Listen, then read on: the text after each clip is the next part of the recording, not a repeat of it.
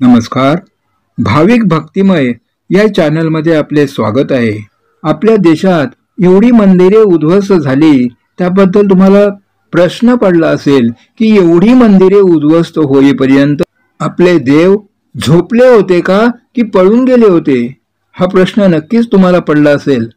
आजपर्यंत आपला देश विश्वगुरु का बनला नाही किंवा ते बनण्यासाठी कोणती शक्ती आडवी येते त्याचा पौराणिक संदर्भ आपण आज या व्हिडिओच्या माध्यमातून पाहणार आहोत. आवडल्यास लाईक आणि शेअर करा.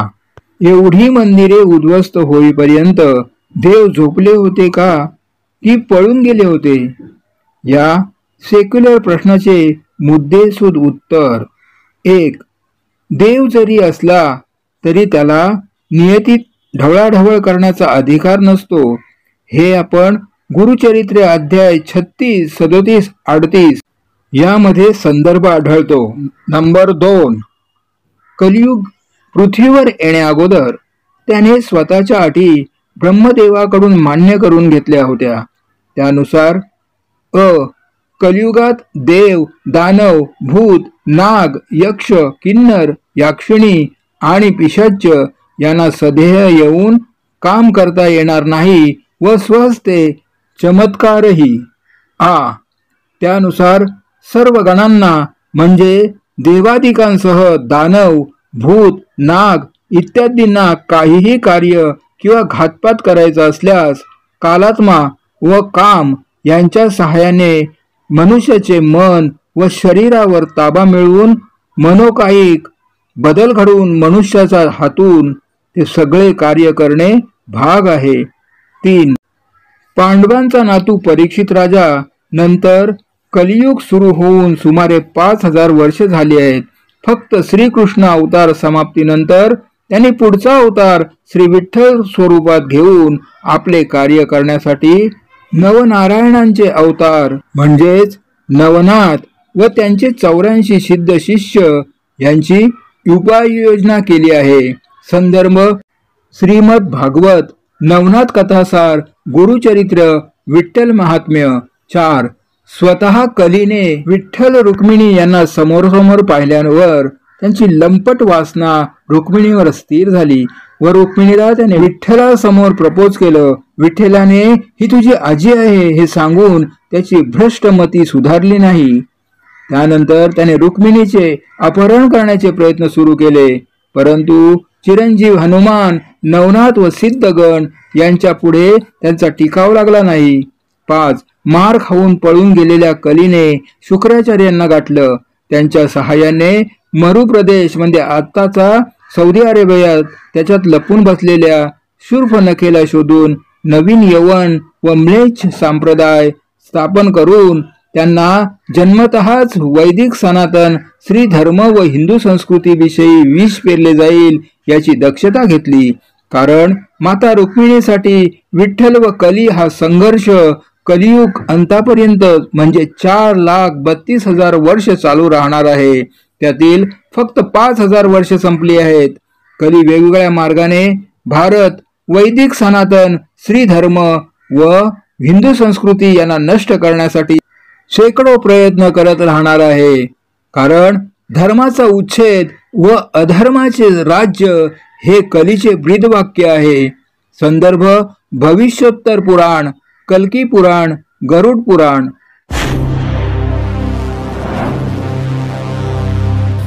चॅनल सबस्क्राईब केल्याबद्दल धन्यवाद. 6. सुमारे 2500 वर्ष भारतात नाथ पंथ अतिशय प्रबळ व शक्तिशाली होता.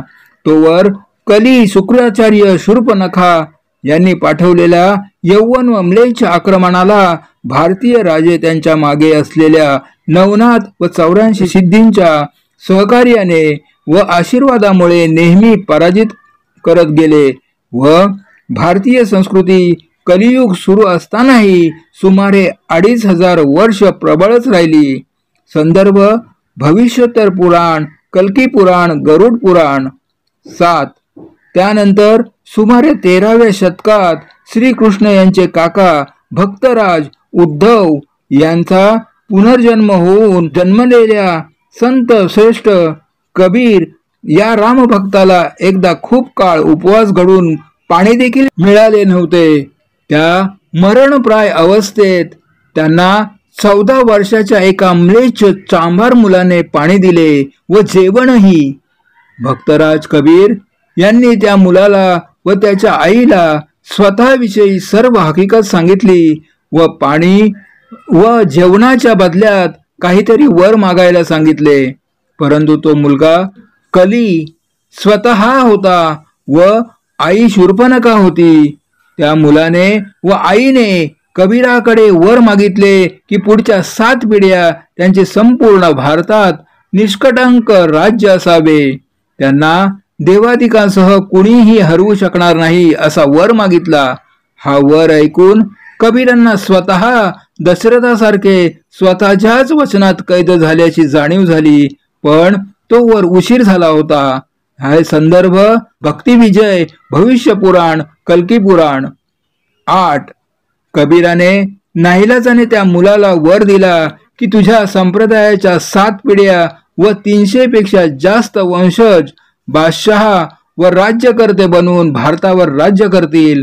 पण जाता जाता कबीराने त्याच्या कलीच्या कमरेत लाथ घातली व शाप दिला की देव, दानव, भूत, नाग, यक्ष, किन्नर, यक्षिणी व गंधर्व जरी काही करू शकत नसले तरी नवनाथ व त्यांचे सिद्ध तसेच देवतांचे मनुष्य रूपातील अंश अवतार संपूर्ण यौवन व म्लेच्छ सत्तेशी लढा देतील आणि शेवटी यौवन व म्लेच्छ आपसात लढून मरतील व कली शुक्राचार्य शूर्पणखा यांचा दारुण पराभव होईल. संदर्भ भक्तिविजय भविष्य पुराण कल्की पुराण. 9. कबीर हे सच्चे रामभक्त होते, त्यामुळे त्यांच्या वराचा पहिला फटका श्रीरामांनाच बसला व भक्तासाठी श्रीरामांनीही तो स्वीकारला व स्वतःचे अयोध्येतील मंदिर उद्ध्वस्त होण्या अगोदर महंतांना सूचित करून मध्यरात्री मंदिरातील मूर्ती शरयू नदीमध्ये लपवल्या. त्यानंतर सर्व भारतभर कलीने त्यांच्या पंथामार्फत हैदोस घातला, मंदिरे पाडली, ब्राह्मण, पुजारी व नवनाथ पंथीय साधूंची बेसुमार हत्या केली. खास करून ब्राह्मण याविषयी आकस निर्माण करण्यासाठी समाजात जन्मतः सनातन श्रीधर्म हिंदू संस्कृती, गायी, मंदिरे व ब्राह्मण यांच्याविषयी आकस निर्माण होईल असे तथाकथित धर्म, संप्रदाय व वर्ग विशेषच तयार केले व कामाला लावले, जे आजही अस्तित्वात आहेत. याचा संदर्भ भविष्य पुराण कल्की पुराण भविष्योत्तर पुराण. 10. कबीराने दिलेल्या वरानुसार यौवन व म्लेच्छांच्या 7 पिढ्या व 300 पेक्षा जास्त वंशज बादशाह व राज्यकर्त्यांनी 13व्या शतकापासून 19व्या शतकापर्यंत 700 वर्ष भारतावर राज्य केले.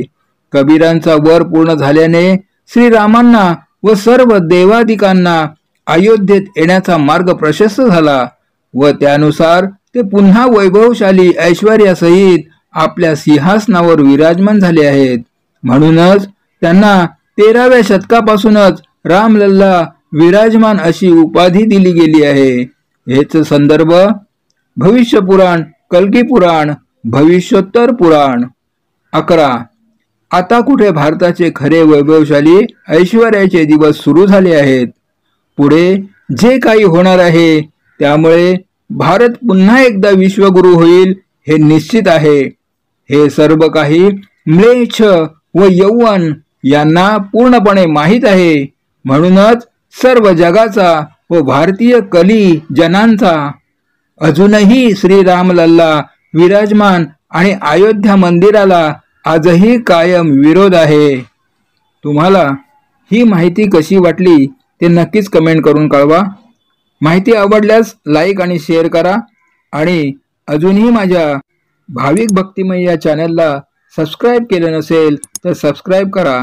शेजारील घंटीचं बटन दाबा, त्यातून ऑल निवडा, जेणेकरून माझ्या सर्व व्हिडिओंचे नोटिफिकेशन तुमच्यापर्यंत येईल. धन्यवाद.